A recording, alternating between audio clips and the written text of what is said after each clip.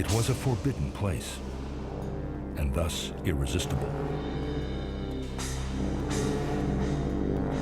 A timeless land in the sky, and otherworldly people, and no use for the wheel but as a spinner of prayers.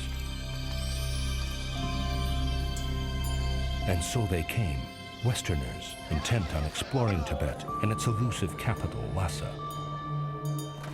Few survived the trials of fire, ice, and violence that awaited them on Tibet's natural ramparts. Where so many others had failed, two would succeed.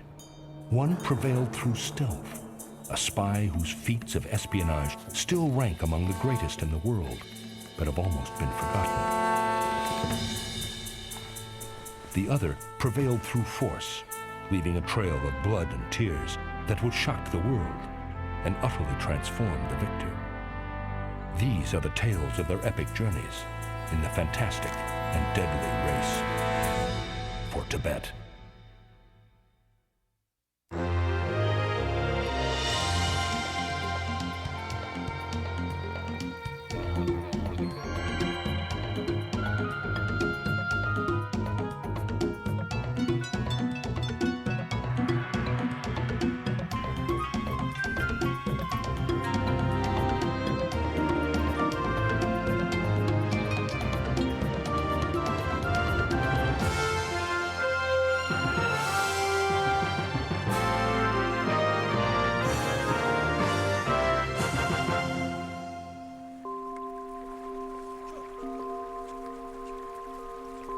Winter, 1865. An overburdened caravan descends from the snowy passes of the Himalayas into the forbidden land. Few tread lightly here. Most foreigners are turned back or killed. But these hardy merchants carry coveted goods from neighboring lands. The caravan has picked up a pious hitchhiker of sorts, a lone holy man on a pilgrimage, the only other kind of incursion that Tibetans welcome. But strangely, the Buddhist's strides are all exactly the same length. His rosary is missing several beads, and his prayer wheel contains no prayers. He is a spy, not a monk. If discovered, he will die. The roots of Nine Singh's secret journey run as deep and as old as the world's obsession with the magical kingdom on the rooftop of the world.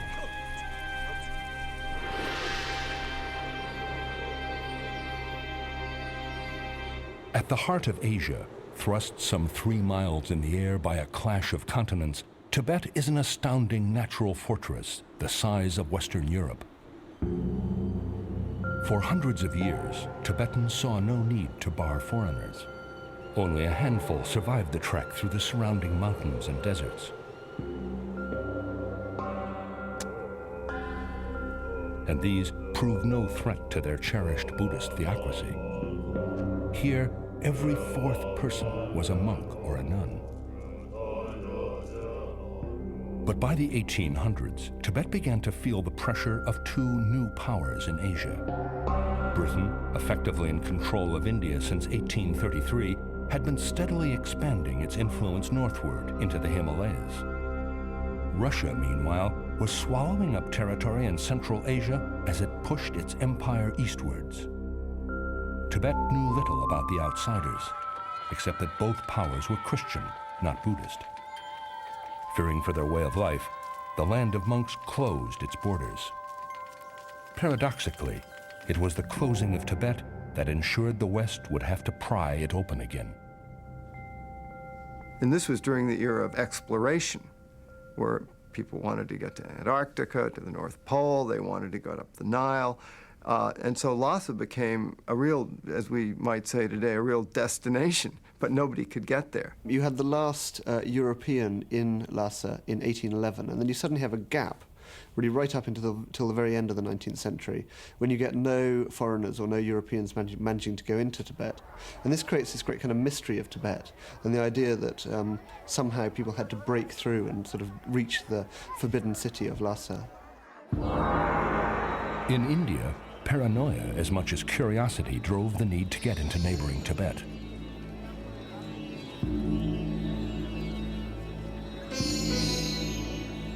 It was the era of the Great Game, a Cold War between Russia and Britain for the domination of Central Asia.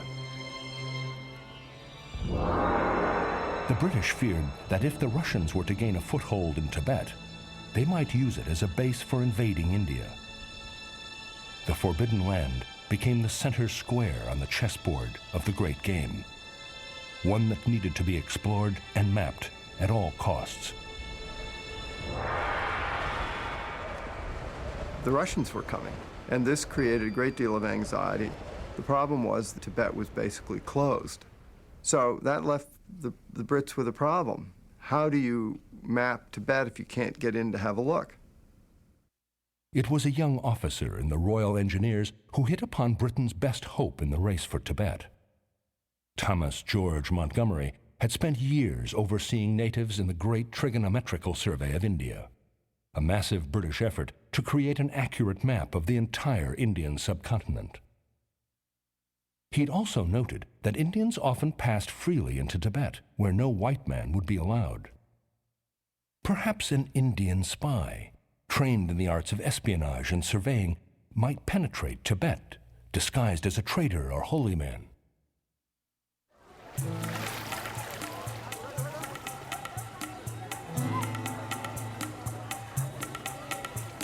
Captain Montgomery, in typical colonial fashion, had some doubts whether a native of sufficient intelligence and raw nerve might be found, but obtained permission to give his plan a try. Thus began the unlikely career of one of the most successful spies in the history of espionage. Nain Singh, then a 33-year-old schoolteacher, had grown up in the shadows of the Himalayas. His family had traded in Tibet, and he could read and write Tibetan. He quickly accepted the assignment, despite its dangers. Nain Singh was just one of those people, they're individuals who are great achievers. There was this man living in a very remote village. I mean, what kind of opportunities did he have to, really accomplish something really great? In 1863, the young schoolteacher reported for duty at the Survey of India's headquarters in Dehradun. There, he would undergo 2 years of intensive training in the arts of surveying. He learned the use of the sextant and the compass, and to locate his position using the stars. Through endless repetition, the novice spy learned to walk at an exactly measured pace, 31.5 inches astride, or 2,000 paces to the mile. He would keep track of those paces on a rosary. The Buddhist rosary contains 108 beads, a holy number. Nain Singh's rosary would have only 100 to more easily keep track of his strides.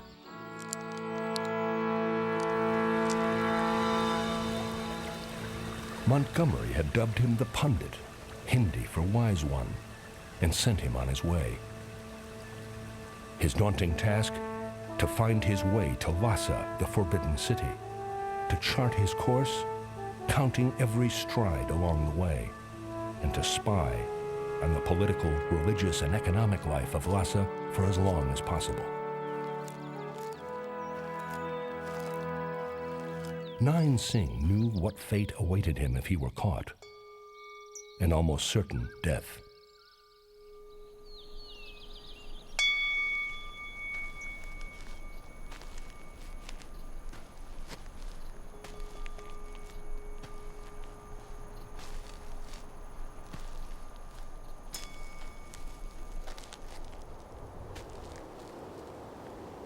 It would take Nain Singh 8 frustrating months to cross into Tibet.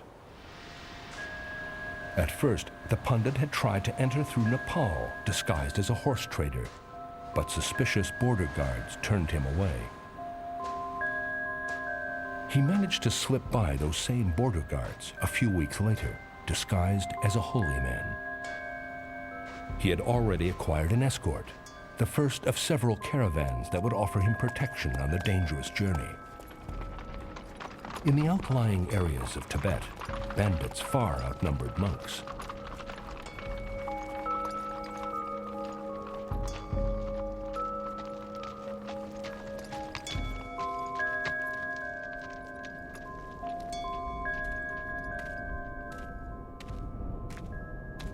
Singh seemed to have been quite the favorite with these caravans, some of whom would vouch for him when Tibetans they encountered grew curious. But sometimes the pundit had to travel alone. Once, when his companions had the chance to travel by river, he had to make his excuses to continue on foot. Without his measured pace, his survey would have gone awry.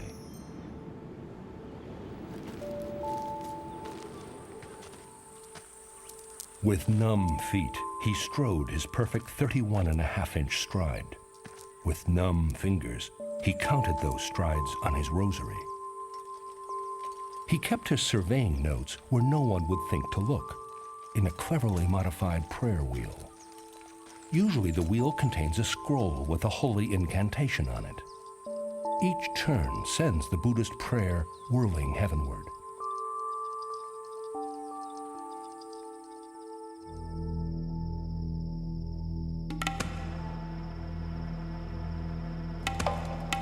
While his companions slept, the pundit would slip a thermometer into the camp pots. The boiling point of water would tell him his altitude, a vital part of his survey.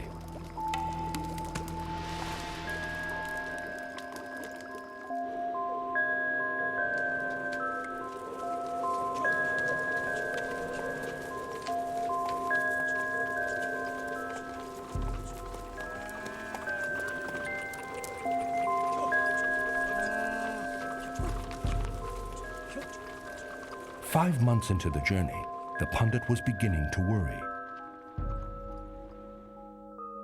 The caravan was approaching the town of Shigatse, where they planned to stay several months. The forbidden city was still a long way off, and Nine Singh's funds were almost exhausted. Once in Shigatse, the resourceful pundit managed to support himself by teaching accounting to merchants. But he also received a most unwelcome invitation to the great Tashalanpo monastery, home to some 3,000 Buddhist priests. To refuse would be to arouse suspicion. But could a Hindu pretender remain undetected among so many true Buddhists? Even worse, he would have an audience with the monastery's leader, the Panchen Lama. Second only to the Dalai Lama in power, the Panchen Lama was reputed to be able to see into the hearts of all men.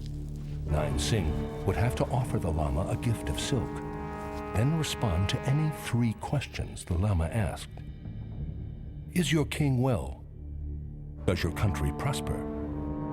Are you in good health? With amazed relief, the pundit realized that the Panchen Lama was an 11-year-old boy who seemed to have no interest in peering into the heart of a spy. But it was a close call. How long could a pretender in a land of monks escape detection?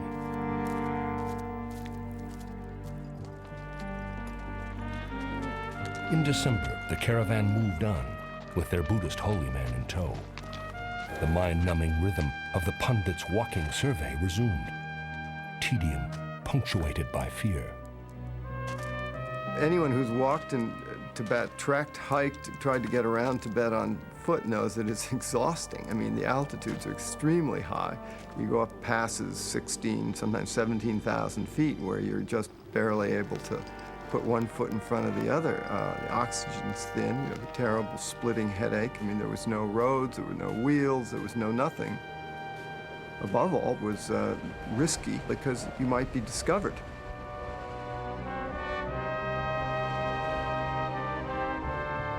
Several times, the nightmare of all caravans in these badlands occurred. A violent attack by bandits. Once the pundit was forced to escape by horseback, a desperate maneuver that would foil his plans to walk off every yard to Lhasa. He vowed to make it up by pacing the journey on his return trip.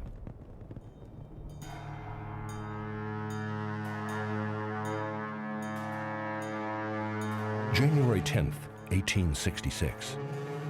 Exactly 1 year since he had set out from India, the fabled city of Lhasa lay before the pundit. He had counted over 1 million strides to get here, but now the most crucial and dangerous phase of his cloak and dagger existence had just begun. He would be living on borrowed time.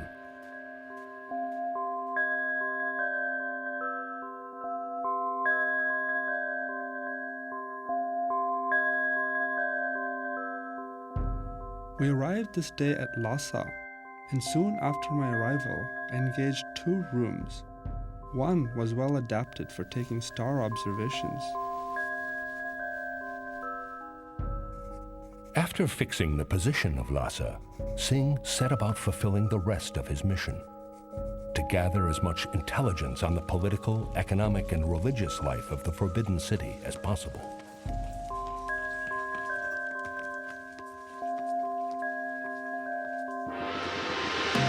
Singh's rooms, situated just 20 yards from the Jokang, the holy central square of the city, were perfect for the task. In the center of the city stands a very large temple. The idols within it are richly inlaid with gold and precious stones. This temple is surrounded by bazaars and shops. On a low hill, there is a large and strong fort called the Potala, which is the residence of the Lama Guru. The Lama Guru is the chief of all Tibet, but he does not interfere with state business. He is looked upon as the guardian divinity and is supposed to never die, but transmigrates into anybody he pleases. I observed there was but little order and justice to be seen in Lhasa.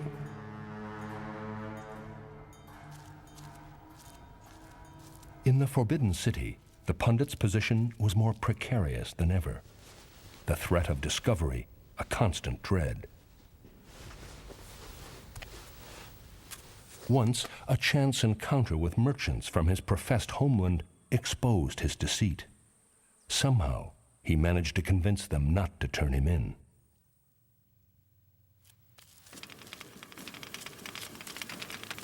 Not long after his arrival, Nain Singh would once again receive an invitation he could not refuse. This time, an audience with the Dalai Lama himself in the Great Potala.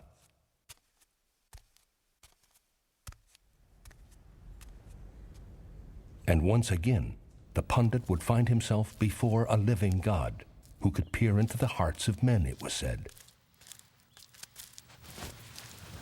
Only to find himself gazing into the eyes of a child of 13.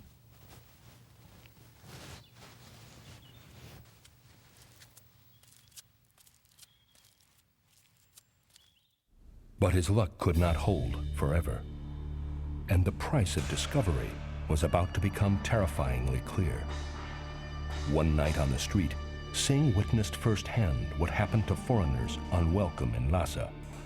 In this case, a Chinese man who did not have permission to be in the capital. He was brought out before the whole of people and beheaded with very little hesitation.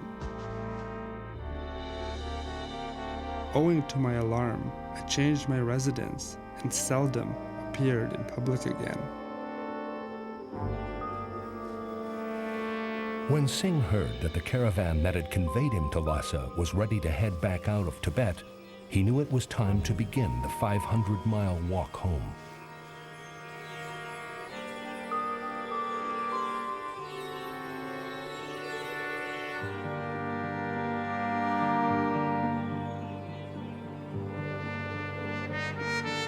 October 1866.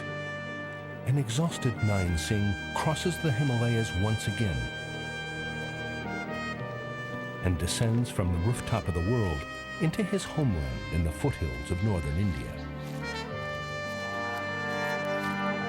He has been gone almost a year and a half. He has walked 2.5 million paces on his 1,200-mile trek, counting virtually every step of the way. He's lived undetected in the forbidden city of Lhasa for 3 months. He's returned to the Survey of India in Dehradun with a treasure beyond the wildest imaginings of his mentor, Captain Montgomery. By these really, in a way, quite primitive techniques, they were able to map the whole of sort of southwestern Tibet. And what's interesting is that the Survey of India maps which are around today are still based on quite a lot of information which were obtained by the Pandit. Until Nain Singh went to Lhasa, the Western world had no idea really what was where in Tibet. They didn't really even know where Lhasa was. They knew it was up there. Years later, it would be confirmed that Nain Singh had calculated the position of Lhasa correct to within half a degree of latitude, a remarkable feat. Montgomery, while keeping the identity of his super spy to himself, detailed Nain Singh's amazing journey to the president of the Royal Geographical Society. I'm quite sure he'd make a good impression anywhere, and I can quite understand his being an immense favourite with the Ladakhis who conveyed him into the sacred city. The Pandit, I think, deserves all praise. His work has stood every test capitally. Captain George Montgomery. Nain Singh would go on to make 2 more secret journeys into Tibet. He then helped Montgomery recruit and train other pundits who continued filling in the blank spaces on the map of the Forbidden Land. Some never came back. Others, like Nain Singh himself, would never be the same. Nain Singh paid a very heavy cost in terms of his health. He was totally worn out. His eyesight had also been affected. I mean, there was no way to protect himself for slow blindness and the glare, and he just had to retire. He couldn't undertake any more journeys. For his extraordinary work, Singh was quietly awarded a gold medal from the Royal Geographic Society and a small pension. He was the first native to be recognized by the Royal Geographical Society as having accomplished something that was the equivalent of any of the greatest explorers of the West. So in a certain sense, that was a real breakthrough. The Pandits suffered the same fate as so many spies, which is that they don't really get much recognition for what they do. Everything is shrouded in secrecy. What I think is extraordinary is really how little recognition or thanks they got for the remarkably dangerous work that they undertook on behalf of the Survey of India and, ultimately the British Empire in India. Nain Singh, one of the most extraordinary spies the world has ever seen, died in obscurity at the age of 53. Almost 4 decades would pass before a European, following in the Pandit's footsteps, would reach the Forbidden City. This journey, unlike Nain Singh's, would be marked by bloodshed.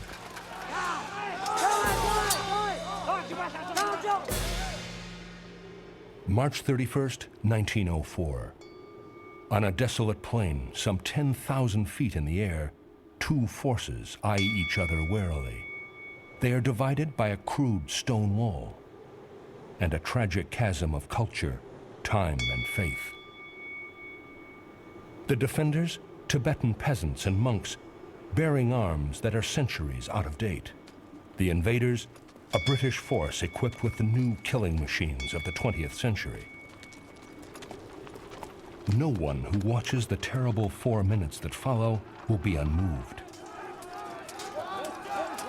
The man responsible will be utterly transformed by the maelstrom he unleashes here.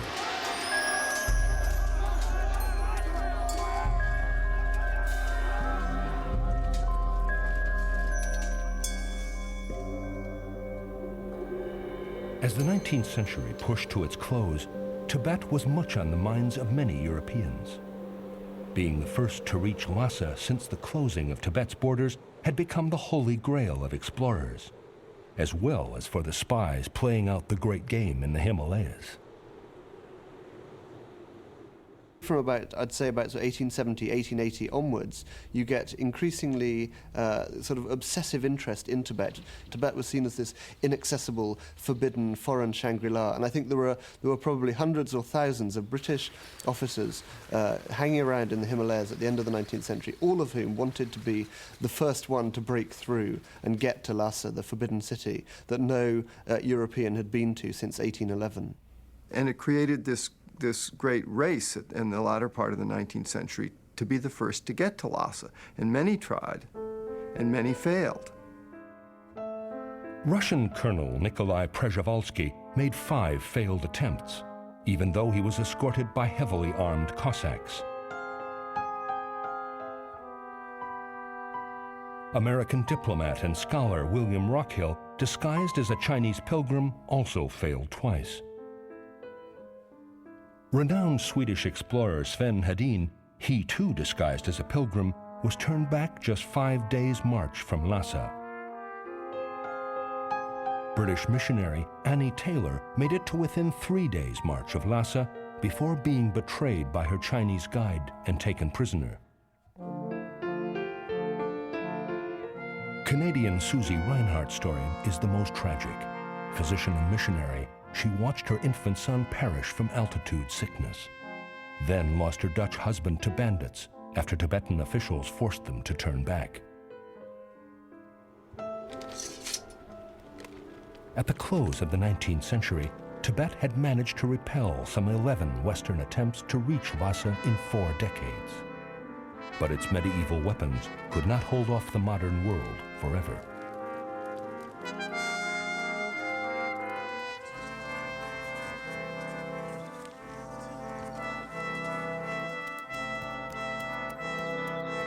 The man who would win the Europeans' race for Tibet was born in India in 1863, the year Nain Singh arrived at spy school in Dehradun.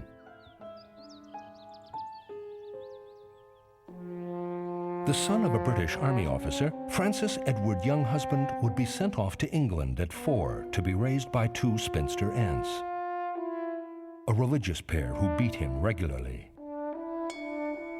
"I lost my childhood happiness and became serious," Younghusband would later write. At 12, he would be sent off to boarding school at Clifton, an institution designed to mold young men of empire. Already oversensitive, repressed, and shy, the small-statured Younghusband found his more rambunctious schoolmates intimidating and made few friends. It was not until he was 16 that he would find a soulmate in his previously distant sister, Emmy. After he fainted in chapel one night, she nursed him back to health, and the two would exchange strangely passionate letters for much of their adult lives. After graduating from Clifton and then military academy, he left a distraught Emmy behind and set off for India.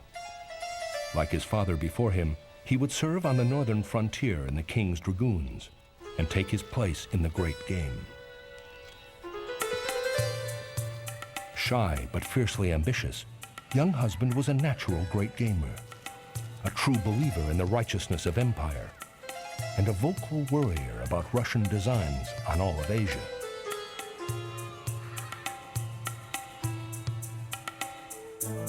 But regimental life proved stifling to the young man, and once again, his seriousness isolated him from his peers. Francis had always imagined himself living a life more like that of his uncle and childhood hero, Robert Shaw. A flamboyant adventurer and tea planter, Shaw had traveled to many exotic lands beyond the Himalayas. He'd earned himself a gold medal from the Royal Geographical Society, as well as a penchant for dressing in native costumes.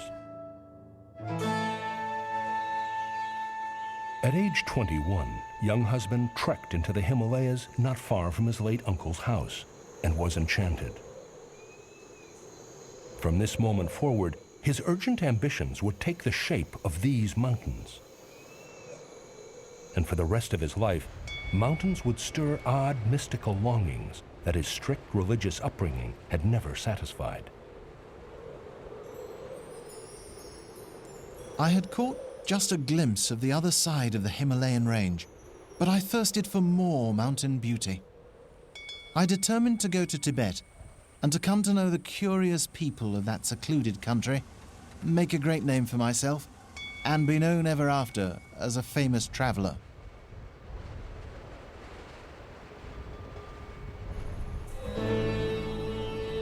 It was China, not Tibet, that would give Francis' young husband his first taste of fame.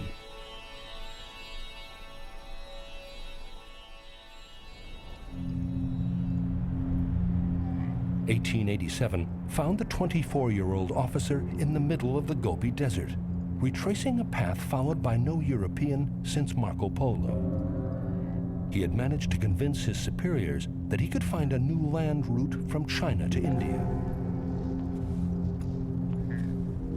The promised route would take him to the Mustaq Pass, the watershed between India and China, and long considered impassable. Under the shadow of K2, the world's second highest peak, this small man found himself once again spiritually transformed by a mountain. Having once seen that, he would later write, "How could I ever be little again?" The ice precipice at the crest of the Mustaq did indeed look impassable to young husband, but when his native guide started down the other side, he followed. On slick leather boots and without ice crampons, it was a near suicidal descent. But it would earn young husband the fame he craved. Some called it the greatest feat of mountaineering yet accomplished, and the Royal Geographical Society would award him the coveted gold medal for his journey. His exploits would also bring him to the attention of another great gamer called George Curzon, who shared his fascination with Tibet and would one day cast young husband's fate in the Forbidden Land. Young husband was now one of the world's most eligible bachelors, but only on paper. Around any woman other than his sister Emmy, the daring explorer was in agony, desperately wishing himself miles away, preferably alone in the Himalayas. He was terrified of women. He found them baffling, he found them strange. He didn't really know how to get on with them or relate to them. If you like, he could express himself probably better by climbing a mountain than he could by having a conversation with somebody. Francis, for his part, was agonizingly aware of his plight. A beautiful young socialite had agreed to marry him, but broke it off when the smitten Francis could not overcome his stiff, nearly mute panic in her presence. I am losing my darling May.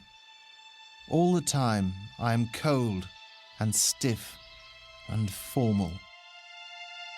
Dejected, young husband set his sights once more on Tibet. He requested leave to slip into the Forbidden Land disguised as a Himalayan merchant. But his superiors had had enough of his adventures, and 15 years would pass before fate would give him his shot at Tibet.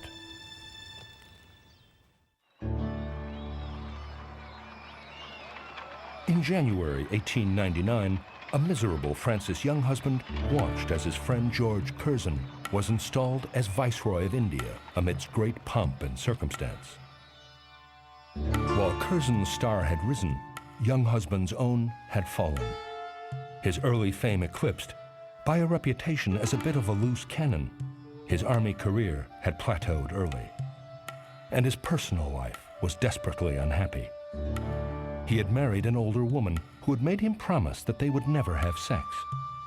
Somehow the couple managed to have children, but the marriage was never a happy one. Approaching 40, the once great explorer was now going nowhere fast. He's really reached this point by his late 30s where his career has stagnated and almost stopped. And that's the moment when suddenly he gets the call from the Viceroy of India, Lord Curzon, who's a personal friend of his. He says to him, would he like to lead a small expedition into Tibet?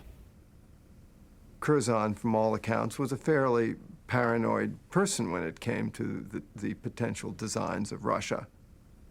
I mean, Tibet was important for him because he felt that if Imperial Russia was to move down and to sort of win Tibet over, then they would have the Russian bear right at the door of the British Raj. But the 13th Dalai Lama had refused to open the country to British trade, to allow Curzon's emissaries beyond the border, or even to open Curzon's letters. The viceroy decided it was time for more forceful measures, and his friend heartily agreed. I have no hesitation in recommending that the power of the monks should be so far broken as to prevent them any longer selfishly obstructing the prosperity of both Tibet and of the neighbouring British districts. Francis Younghusband.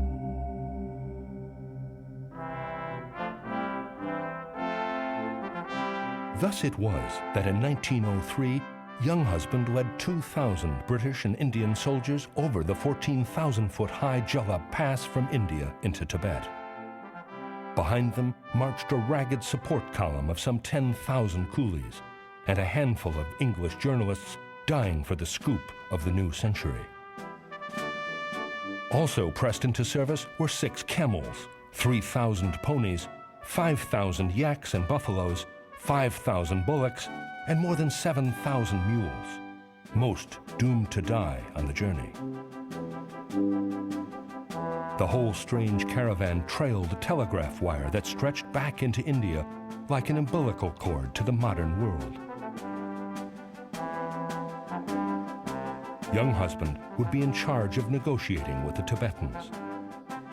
The military leader was an undistinguished general named MacDonald.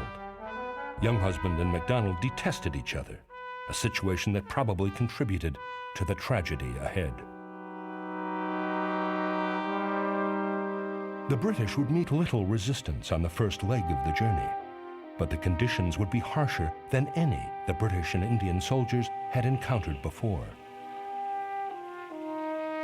20 men of the 12th Mule Corps were frostbitten, and 30 men of the 23rd Pioneers were so incapacitated that they had to be carried on mules. On the same day, there were 70 cases of snow blindness among the 8th Gurkhas. Edmund Cardner, The Daily Mail. Outwardly, Younghusband himself seemed impervious to the elements, taking cold baths each morning and spending long periods reading, writing, and meditating out in the elements.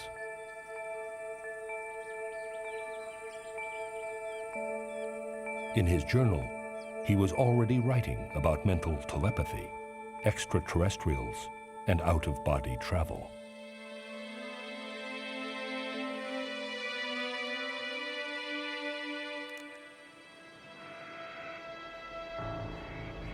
Four months into the journey, as the mission approached the town of Guru, the Tibetan resistance finally materialized.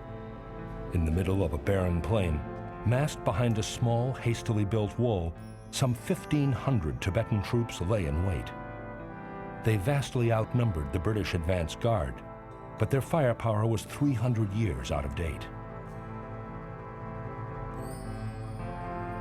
If you read the Tibetan accounts of this period, it seems that the Tibetans say, we're not going to fight, but we're not going to go away. And the British are baffled by this. You've got to remember the whole idea of passive resistance was not something that was understood in 1903, 1904. And Tibet's reaction was just, please go away. Younghusband's reaction was, we've got to talk. And he went further and further and further, and it was an enormous tragedy by the end.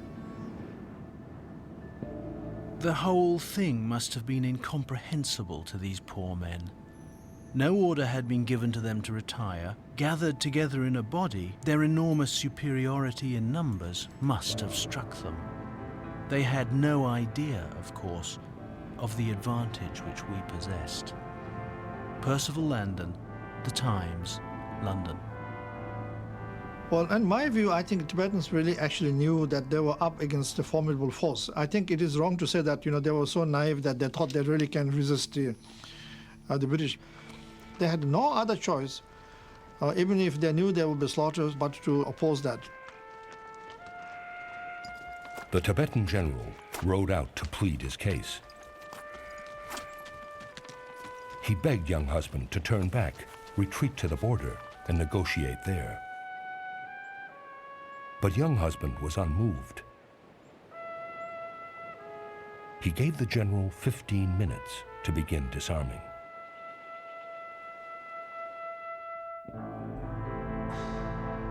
"15 minutes later, General MacDonald ordered his troops into flanking positions, assuming the Tibetans would simply hand over their arms when confronted with his machine guns, modern rifles, and heavy artillery.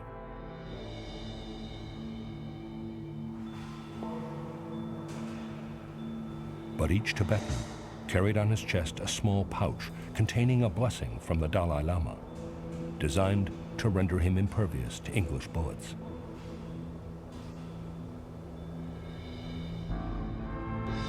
MacDonald gave the order to approach and begin disarming the Tibetans.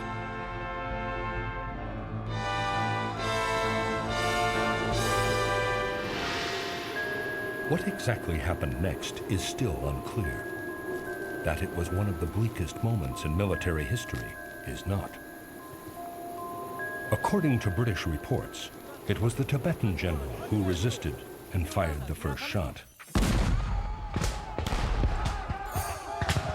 Immediately, the British began firing their terrible weapons into the mass of the Tibetan soldiers. The Tibetans poured over the wall, while the artillery and automatic weapons cut them down in waves.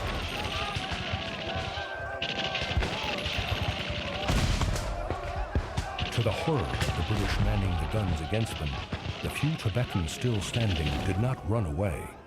They walked.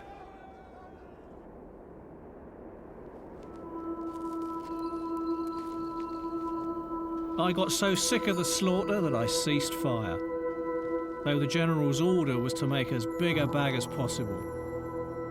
Lieutenant Adow, Commander Maxim Gun Detachment. The impossible had happened. Prayers and charms and mantras, the holiest of their holy men, had failed them. They walked with bowed heads, as if they had been disillusioned with their gods.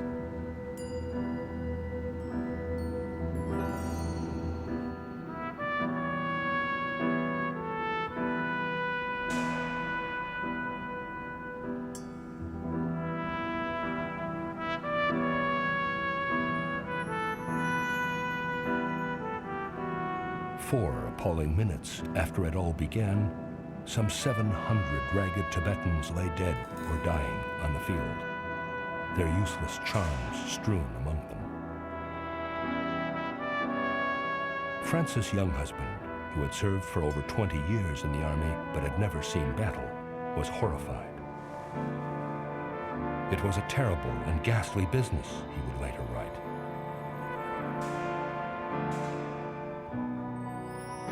It may have been even more ghastly than his British sensibilities would allow him to admit.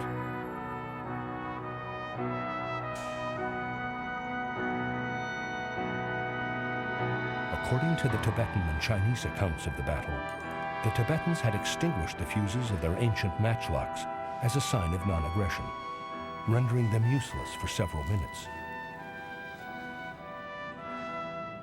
If so, the British were firing artillery and automatic weapons into a mass of people armed with swords, slingshots, and perhaps 5 modern rifles.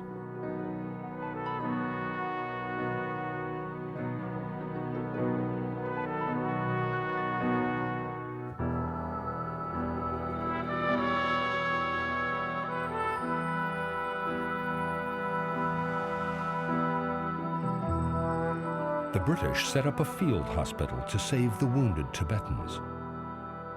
Baffled by kindness on the heels of slaughter, the Tibetans nonetheless quickly won over their captors with their spirit and stoicism. Daily Mail correspondent Edmund Candler, who had lost a hand in the first few seconds of the battle, wrote, "They were consistently cheerful, and they never hesitated to undergo operations, did not flinch at pain, and took chloroform without fear. Everyone who visited the hospital at Tuna left it with an increased respect for the Tibetans."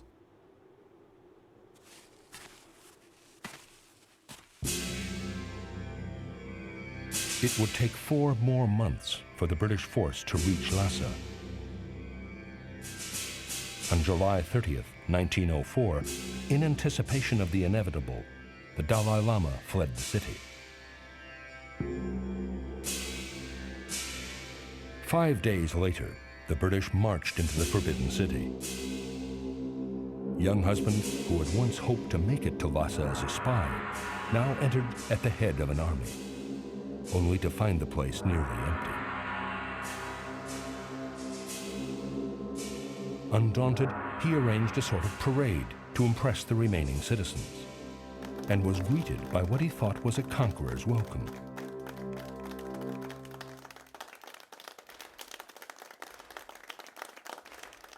They clap at them like that. And young husband thinks this is a very good sign that he's being welcomed. Later on, when I looked at this, I talked to some Tibetans about it who said that it's a way of driving out evil spirits. They go like, so I think young husband thought that, they were so happy that they were lining up and clapping. This, again, the culture difference. Finally, young husband rounded up some high-ranking monks with whom to negotiate. After a month of wrangling, he had achieved all his king and country had asked of him. He had inspired his troops to follow him through hundreds of miles of the most hostile geography that British and Indian soldiers had ever encountered. He had pried open the doors of Tibet and negotiated a trade settlement highly favorable to Britain. But Tibet would not bestow its real gift on young husband until the moment of his departure.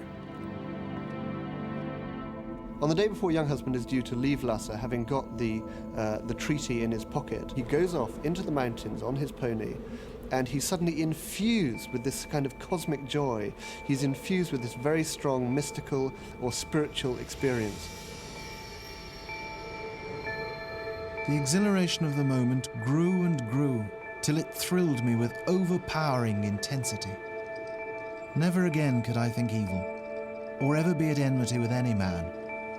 All nature and all humanity were bathed in a rosy, glowing radiancy.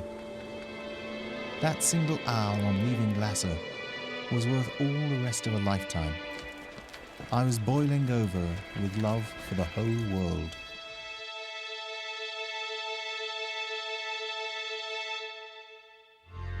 That world, however, had already begun to lament the despoiling of Lhasa.